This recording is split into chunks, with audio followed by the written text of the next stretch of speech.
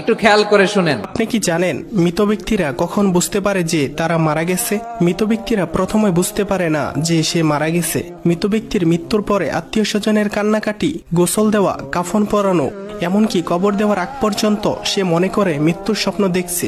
এমন অবস্থায় সে চিৎকার করে সাহায্যের জন্য বা তার স্বপ্ন ভাঙানোর জন্য, কিন্তু আফসোস কেউ তার চিৎকার শুনতে পায় না।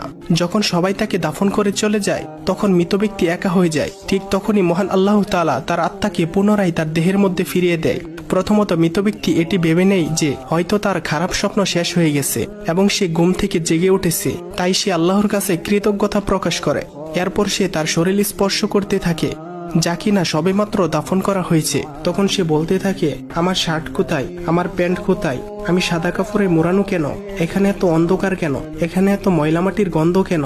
তখন সে আস্তে আস্তে বুঝতে পারে যে সে সত্যি মারা গেছে, এটি কোনো দুঃস্বপ্ন ছিল না।